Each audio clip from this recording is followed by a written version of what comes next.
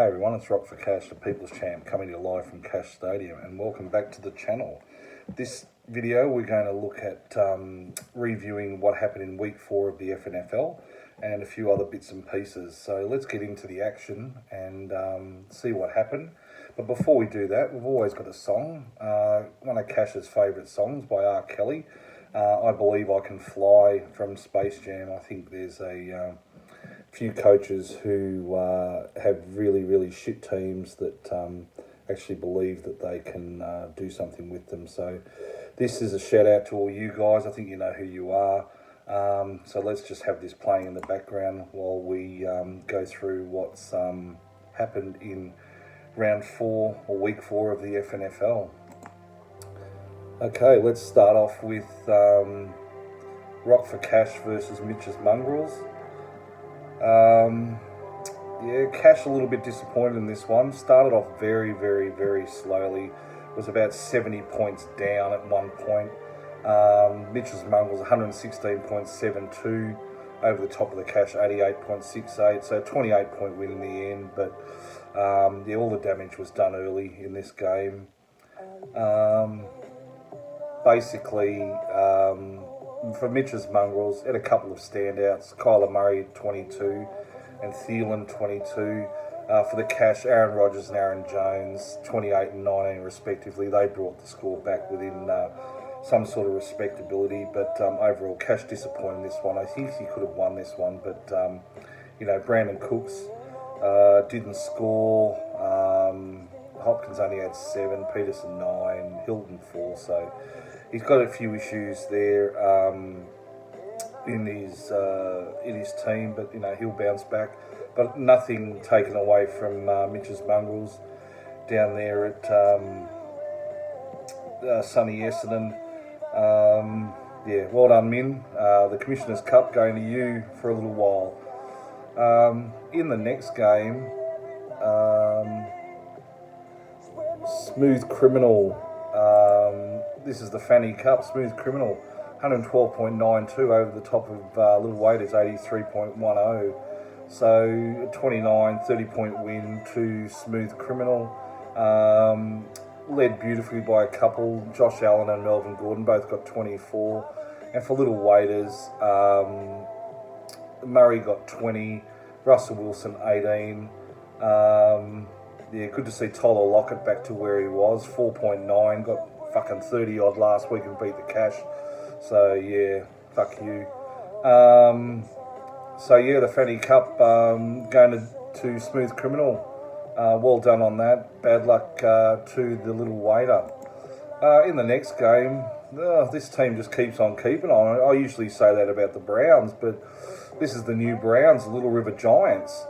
Who would have thought at the start of the season they would have been long odds to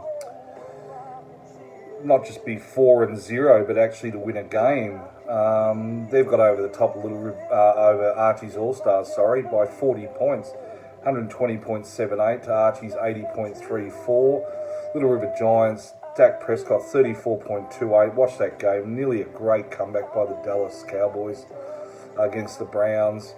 Mike Evans 21. For Archie's All-Stars, Allen Robinson 19.6 and Elliott 16.5. You know, yeah, it still has me in shock that the Little River Giants are 4-0. So well done to you, Coach Sean. Archie's All-Stars, we all know what will have happened this week. Those altar boys won't be able to sit down and walk properly for a good few days after the hammering that Father Cull's given them. I do feel sorry for these altar boys having to put up with his up and down mood swings. You know, he is a madman. So yeah, good luck to you, altar boys. In the next game, Brother-in-Law's Cup. Bit closer than what it was early days in this game, but Moneymakers 9, 136.7 over the top of the Browns. The winless Browns, 125.8. Who would have thought I would have said that either? They're Norton 4. So 136.7 to 125.8, so a 10-point win to the Moneymakers, they'd be very, very happy indeed with what transpired there. Bragging rights for a little while there. For Moneymakers, Odell Beckham had his one big game for the year, 35.9, massive scores, 3 touchdowns, 154 total yards. Great effort by him. One of his touchdowns was pretty special too. And Andrews, his tight end, had 19. For the Browns, a couple of good players here. George Kittle back from injury, 191 yards and a touchdown, scored 32.6. And CD Lamb scored 25.3 with a couple of touchdowns also. So if those two blokes had actually been helped by a few more, maybe the Browns might have got up and registered their first win, but they didn't. And as the Greek proverb says, if is the biggest word in the English language. I've already said this many, many times on the channel, that, you know, if your grandmother had balls, she'd be your grandfather. So if. So yeah, well done to you, Moneymaker. You probably went into this game a little bit wary.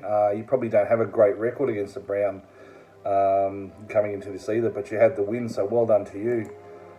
In the Brothers Cup, Shiva Kamini, too good for Team Mazza, 121.84, Team Mazza 96.44, so a 25-point win to Shiva Kamini. Pretty much, he led most of the game, never really gave Team Mazza a sniff. For Shiva Kamini, Tommy Brady, 32, Alvin Kamara, 20, and Cooper, 27, were his standouts. They did really, really well. For Team Mazza, the GOAT, Patrick Mahomes, 19, and Cooper Cup, 16.8, were the real only standouts for his team. Didn't help Austin Eckler getting injured early in the game, only scoring 1.9. He also had a few buys as well. Connor Goskowski, the Steelers defense. So, you know, he was a little bit unlucky that he came up against Shiva when he did. But we can't take anything away from Shiva Kamini. A great win by them.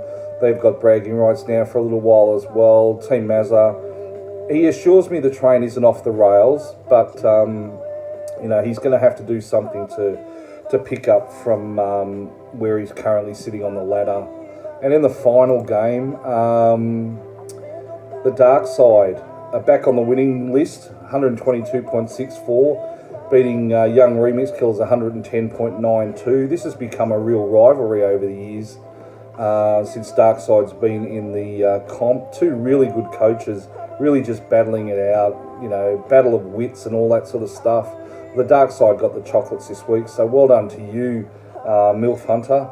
For Dark Side, Chris Carson got 23.5, and McKinnon got 19, as well as Davis and Stafford all got 19 as well. So they were really good contributors to his side. Even more special about this win, I suppose, is that Devontae Adams did pull out beforehand, so a big duck egg for the Dark Side and his side as well. So to have a duck egg and still win the game is a very, very good effort indeed. For Young Remix Killers, a couple of standouts. Cook got 27, Lamar Jackson got 24. So, you know, he needed some help from other people as well in a 12-point loss.